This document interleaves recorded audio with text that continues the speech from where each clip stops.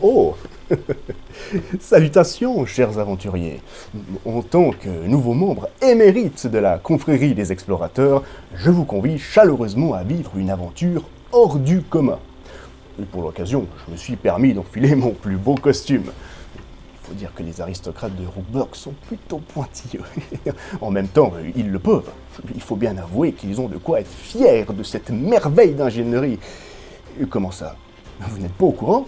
Je croyais pourtant que lieutenant Gustav Mayhopper vous avait transmis au moins l'information.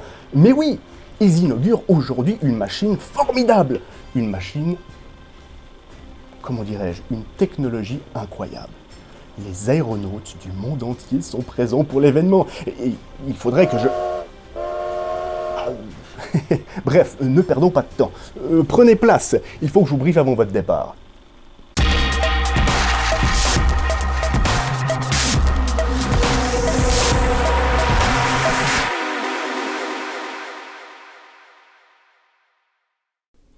C'est bon? Vous êtes bien assis?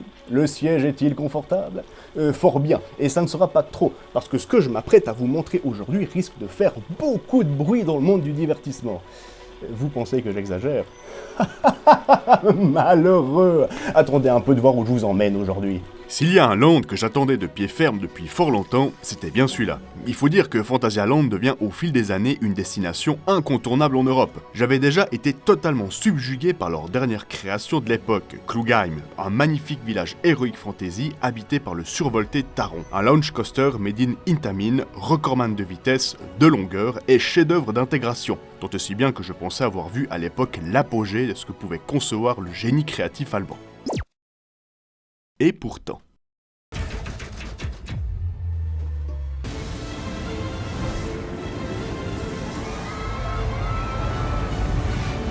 S'il y a quelques années de cela, on m'avait dit, en tant que pilote et passionné de science-fiction, qu'un land industriel steampunk habité par une machine volante verrait le jour, je vous aurais fait une descente d'organes au milieu du salon.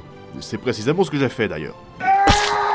Rajoutez à ça un hôtel surthématisé rendant hommage aux pionniers de l'aviation, et vous faites à peu près ce que vous voulez de moi. Ah bah si, regardez d'ailleurs ce cliché de votre serviteur en compagnie du directeur de Phantasialand. Quoi qu'il en soit, nous avons enfin eu le plaisir de visiter Rookburg, et permettez-moi de vous mettre en garde avant d'entrer, car vous n'êtes pas prêts. Vous n'êtes pas prêts pour deux raisons. Déjà car leur fichu restaurant ne sert pas de pinard. Vous m'avez énervé à un point. Mais surtout car même leurs chiotards sont thématisés 19e, ce qui veut dire que vous pourrez allègrement aller dégueuler vos 15 variétés de bières artisanales telles vos arrière-arrière-grands-parents à la sortie de l'usine. La première chose qui vous frappe quand vous entrez dans le land, c'est son incroyable atmosphère. Le parc a parfaitement maîtrisé son sujet en travaillant la texture, le son, l'odeur, la musique. C'est magistral. Il est effectivement très difficile de ne pas être submergé par l'émotion à la vue de ces majestueux décors, accompagnés par cet orchestre de bruits métalliques, sifflements de train ou autres jets de vapeur. De la fumée s'échappe d'à peu près partout, y compris du sol, créant de magnifiques lumières au travers des différentes structures et plongeant le quartier dans un brouillard éternel, signe de son inéluctable activité. Rookburg est vivante, c'est à se demander où sont passés les habitants, car on s'attend à tout moment à les voir sortir des portes, portails ou maisons factices qui nous entourent. La musique ambiante composée par Imascore est d'une telle justesse que j'en ai plus d'une fois perdu mes mots, tantôt autoritaire, tantôt émotionnel. Elle rythme parfaitement les lounges et les faufilements de l'attraction entre les décors du land. Il n'existe quasi pas un seul coin de Rookburg qui ne soit pas décoré ou débordant d'éléments thématiques tels que des tonneaux, boîtiers techniques de toutes sortes, étalages divers, voitures et même manomètres animés. C'est dingue, un tel amour du détail, ça bouge dans tous les sens. Croyez-moi, vos gremlins vont adorer. Mais rien, me direz-vous, ne serait aussi parfait sans la pièce maîtresse de ce majestueux spectacle. Trônant au milieu du land, Fly est théoriquement une révolution, mais est une machine unique en son genre. Sur le papier, il faut dire qu'il fait rêver. Plus long flying coaster au monde, et seul flying coaster propulsé au monde. De quoi faire applaudir les fesses de n'importe quel coaster fan, mais amateur de sensations fortes. Ajoutons à cela que ce monstre semble avoir été littéralement avalé par les bâtiments aux alentours, tant aussi bien que le quartier forme un bloc monolithique duquel la thématisation et l'attraction semblent indissociables l'un de l'autre. L'intégration est totale. C'est à se demander comment fait le train pour passer à travers les décors, tant l'espace qui lui est alloué sont parfois minuscules. Fly est donc un flying coaster made in Vekoma, et si la marque aux quelques créations les plus détestées de la profession s'est forgée au fil des années une réputation honorablement méritée, il faut aussi leur concéder que leur récent comeback qualitatif dans l'industrie semble irréel tant leurs dernières créations auront su redorer leur blason pourtant bien terni par des années à nous être fait casser la gueule dans leur machine de mort. La première chose qui va vous sauter aux yeux quand vous verrez la bête est son apparente longueur. Dur d'imaginer que vous êtes en train de contempler le plus long flying coaster au monde, mais vous ne fiez pas aux apparences. Une bonne partie du layout se trouve en réalité dissimulée derrière ou dessous les décors, ce qui rend l'aventure d'autant plus jouissive puisque beaucoup d'éléments vous seront révélés durant le ride. En ce qui me concerne, ce fut mon premier flying coaster. Alors oui, il y a pire comme introduction, mais du coup je n'ai malheureusement pas d'éléments de comparaison. Je me permettrai donc de vous donner un avis de néophyte sur ce sujet.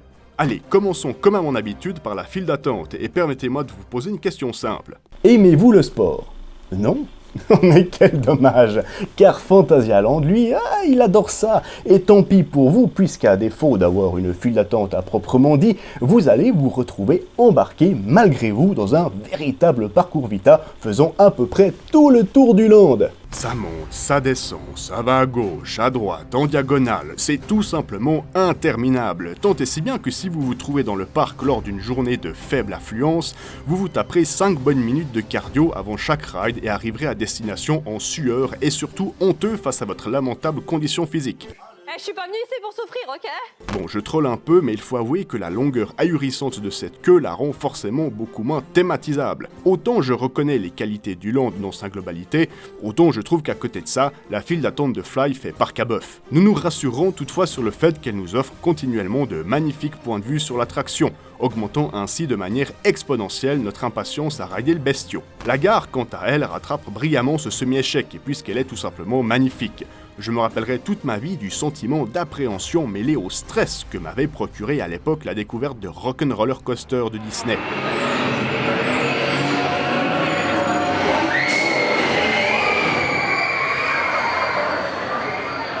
Et je confesse que je n'avais plus ressenti cela avant Fly. Tout dans cette gare a été designé pour vous faire paniquer. Une ambiance terriblement oppressante, un jeu de lumière terrifiant et de la crasse à foison. Rajoutez à ça les effets sonores et la fabuleuse mise en scène d'arrivée du train dans une configuration que vous n'avez assurément jamais vue, et vous obtenez un cocktail détonnant d'adrénaline et de quoi mettre un coup de pression aux plus vaillants d'entre nous. Petite retenue malgré tout pour la partie Dark Ride, si je puis l'appeler ainsi, qui, malgré son côté ultra épique, nous proposera également quelques hologrammes 3D extrêmement cheap, dignes du rayon Ify de chez Darty. Pour le reste, rien à dire, la démesure des décors combinée à cette musique dantesque vous promet moult frissons. Bon, c'est le moment où je vais pas me faire des amis. Allez, je me lance. Je n'ai pas particulièrement apprécié ce coaster. Pas de panique, je m'explique. Vous allez très vite comprendre, car techniquement, c'est une merveille. La transition assise-couchée est une excellente surprise, et le ride en lui-même est d'une fluidité irréelle. C'est parfois dur d'imaginer qu'on est accroché à des rails tant le layout est surprenant de douceur. La vitesse générale et les propulsions ne sont clairement pas folles, mais c'est voulu. Ici, la sensation visée n'est pas tant l'adrénaline qu'une recherche de liberté, et se faufiler furtivement entre les bâtiments est, il est vrai, infiniment plus jouissif que de se prendre des rafales de jet à tout bout de champ. Et puis bon, je vous avoue qu'en prenant de l'âge, ça n'est plus trop ça que je recherche dans une attraction, donc l'un dans l'autre.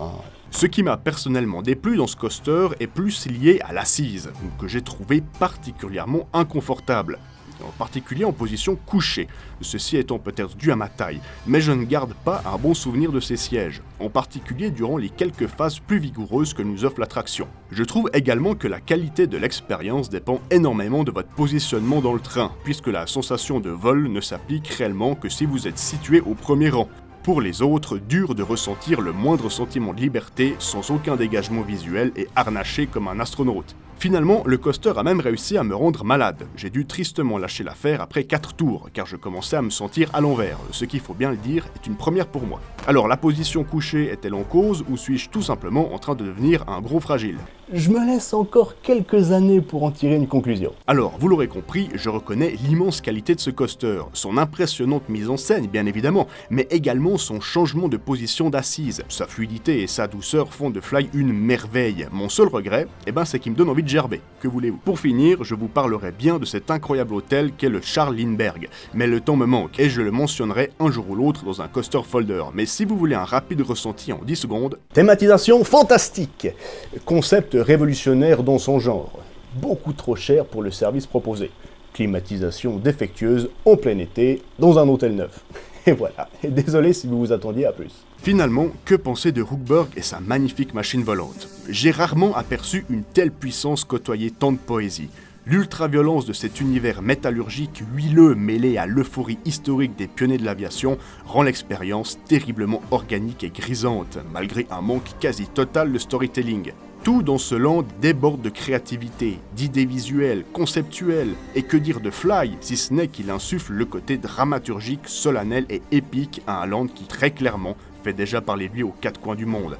Seul ombre au tableau selon moi, les décors un peu plats selon votre point de vue, aucun réel goodies disponible à l'heure où j'enregistre cet épisode, mais surtout un petit goût de pas assez. Vous savez, cette sensation d'en vouloir plus, car Rookburg, de par sa densité, est malheureusement minuscule, et croyez-moi, vous en voudrez plus. Phantasialand, vous avez gagné. Peut-être pas le prix du meilleur parc au monde, laissons cela à votre voisin, mais en ce qui me concerne, vous avez gagné bien plus. Rookburg est à ce jour, pour moi, le plus beau land d'Europe. Voilà, merci pour votre écoute. Je vous rappelle que vous pouvez me suivre sur mes différents réseaux sociaux. Vous y trouverez du contenu exclusif et beaucoup d'informations concernant les futures créations de la chaîne. Je tiens également à remercier la boutique ésotérique Rector Lucis à Lausanne pour m'avoir permis de tourner dans leur magnifique décor. Si vous voulez vivre une immersion incroyable et clairement unique en Suisse, n'hésitez pas à lui rendre visite. Et qui sait, si vous dites que vous venez de ma part, vous aurez peut-être une petite attention. Mais chut, c'est un secret. Vous trouverez comme d'habitude toutes les informations en description. J'espère que cette vidéo vous aura plu. Quant à moi, je vous donne rendez-vous, si vous le voulez bien, pour un prochain épisode. D'ici là, prenez soin de vous, bon rail, et à bientôt.